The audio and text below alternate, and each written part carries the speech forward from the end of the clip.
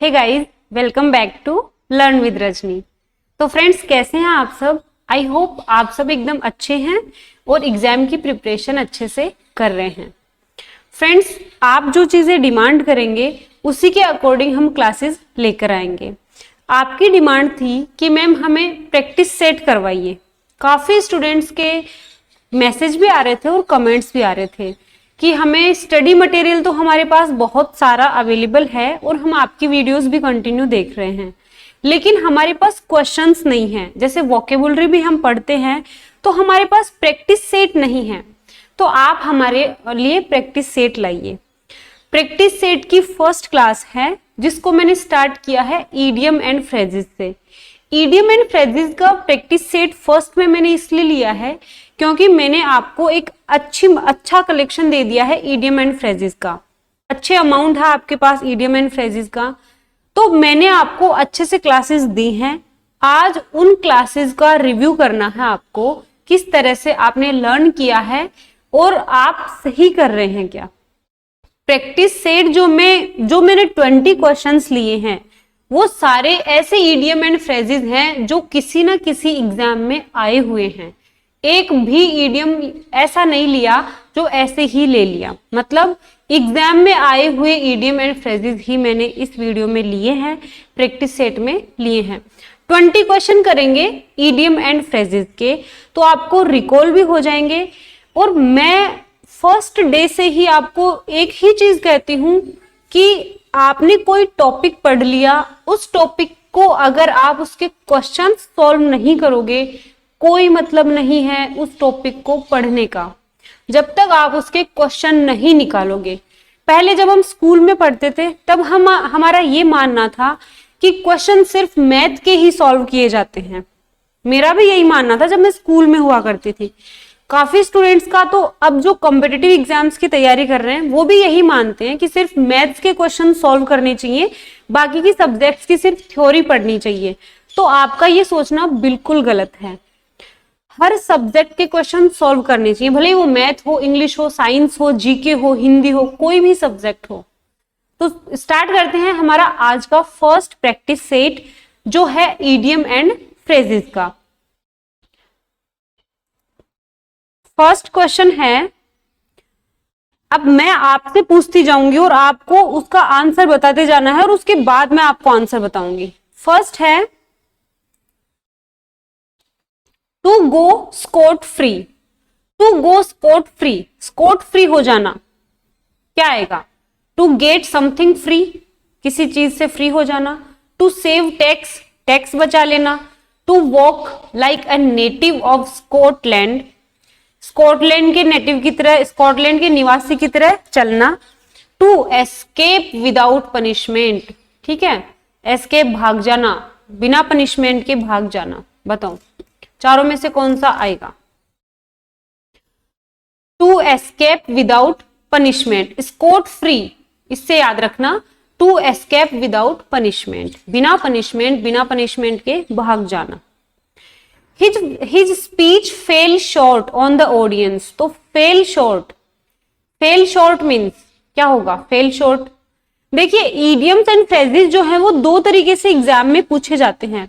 एक तो सिर्फ ईडियम आ जाता है, उसका मीनिंग पूछ लेते हैं फर्स्ट। सेकंड तरीका है एक सेंटेंस में कोई ईडियम या फ्रेज आ जाती है, फिर उसको अंडरलाइन करके रखते हैं और उसका मीनिंग पूछते हैं। सेंटेंस में अगर कोई ईडियम आया है उसको पकड़ना इजी होता है, ठीक है, और अगर सिंगल ईडियम आ जाता है वो थोड़ा सा टफ पड़ता है। सेंटेंस में अगर आता है तो हम सेंस लगाकर भी ईडियम को पकड़ सकते हैं, आंसर को देख सकते हैं। तो his speech fail short on the audience, उसकी स्पीच, उसका जो भाषण था वो ऑडियंस पे फेल शॉर्ट। अब देखो फेल डालना, शॉर्ट यानी छोटा। अब शॉर्ट छोटा होता है मतलब हम कॉमन सेंस लगाएंगे कि यार निगेटिव सेंस आना चाहिए। Impressed the audience, had no effect, was quite short, moved the audience, ये तो हो नहीं सकता quite short. Moved the audience भी नहीं होगा, ठीक है, ऑडियंस चले गए उसके स्पीच को सुनकर, ये भी नहीं होगा। या तो इम्प्रेस किया होगा या फिर कोई इफेक्ट नहीं डाला होगा। तो आप सोचिए फेल शॉर्ट है मतलब निगेटिव सेंस चाहिए, तो हैड नो इफेक्ट, उसके भाषण ने ऑडियंस पे कोई इफेक्ट नहीं डाला। नेक्स्ट है she is too fond of her own voice, ये एक ईडियम है। Too fond of her own voice, वह खुद की ही वॉइस की बहुत ज्यादा क्या है, फॉन्ड है। टू फॉन्ड मीन्स खुद की ही वॉइस को बहुत ज्यादा पसंद करती है। लव्स सिंगिंग, क्या वो गाना गाना पसंद करती है। देखिए एक चीज मैं और बता दूं, जब भी कोई ऐसे क्वेश्चन होते हैं वोकेब के, फर्स्ट जो ऑप्शन होता है वो हमेशा जो स्टूडेंट्स होते हैं ना उनको कंफ्यूज करने के लिए होता है, भ्रमित करने के लिए होता है। तो फर्स्ट ऑप्शन से हमेशा बचना आप, ये एक स्ट्रेटजी है कि फर्स्ट ऑप्शन में एग्जामिनर बहुत इजी सा ऑप्शन होगा, बहुत ही इजी सा ऑप्शन होगा और स्टूडेंट्स को भ्रमित करने के लिए होगा वो कि यार फर्स्ट ऑप्शन को देखकर, और वो मोस्टली गलत भी होगा। अब जैसे she is too fond of her own voice, मतलब वो खुद की ही वॉइस को पसंद करती है, तो आप क्या सोचोगे, यार उसको गाना गाना पसंद है, ये सोचोगे ना, जबकि ये नहीं होगा। Does not listen properly to anyone else, very talkative, very selfish, very selfish तो हो ही नहीं सकता, वेरी सेल्फिश नहीं होगा। वेरी टॉकेटिव, बहुत ज्यादा बात करने वाली, बहुत ज्यादा बात करने वाली भी नहीं होगा। Too fond of her own voice का मीनिंग यहां पर है कि दूसरों को प्रॉपरली नहीं सुनना, खुद ही खुद की बोलते रहना। Does not listen properly to anyone else, दूसरों को प्रॉपरली नहीं सुनना। टू मिस द बस, अब आपको कहीं पर जाना है और आप थोड़े से लेट हो गए और बस निकल गई, आपने बस को मिस कर दिया, मीन्स आपने एक अपॉर्चुनिटी मिस कर दी। To miss an opportunity, to miss the bus that one regularly takes. देखिए कोई भी वोकेबुलरी होगी ना उसमें उससे रिलेटेड, मतलब बहुत, जैसे ये एक सेंटेंस दे दिया, उससे रिलेटेड भी एक दो सेंटेंसेस होंगे जो कि आपको भ्रमित करने के लिए होंगे।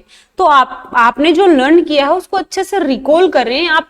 इस टाइप के जो सेंटेंस आए, इस टाइप के जो ऑप्शंस आए, उनको तो बिल्कुल ज्यादा तवज्जो ना दें। To find fault with others नहीं होगा, to have something to fall back others. तो to miss an opportunity, to miss the bus. To look down one's nose, ठीक है, अपने नाक में यूं देखना, मीन्स टू शो एंगर, गुस्सा करना।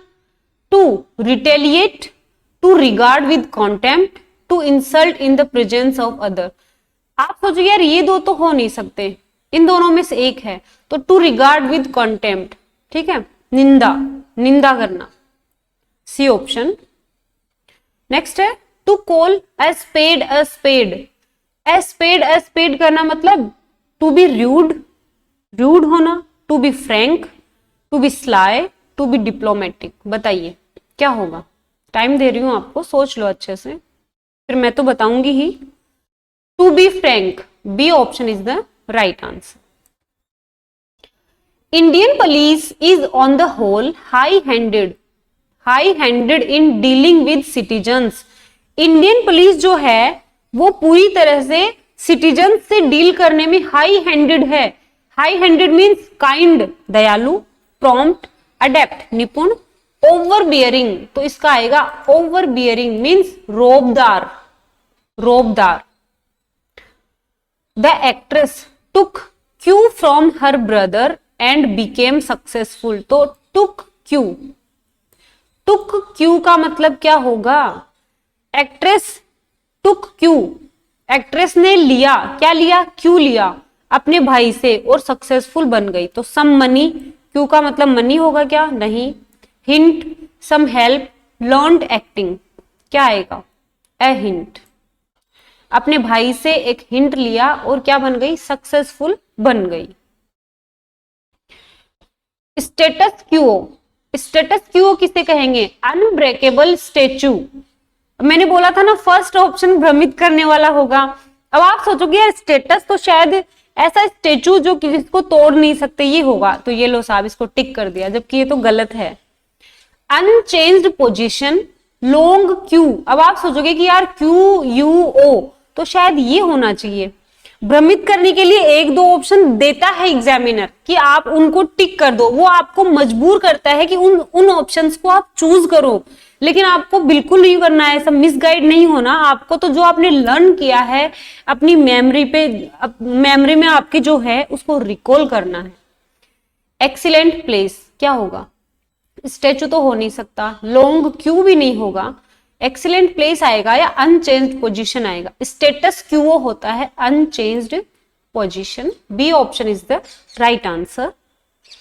नेक्स्ट है to move heaven and earth, स्वर्ग और धरती हिला देना, मूव कर देना। मतलब आपने हिंदी में सुना होगा, एक इडियम है, मुहावरा है हिंदी में, मतलब आसमान पाताल एक कर देना, ऐसा कुछ मुहावरा है।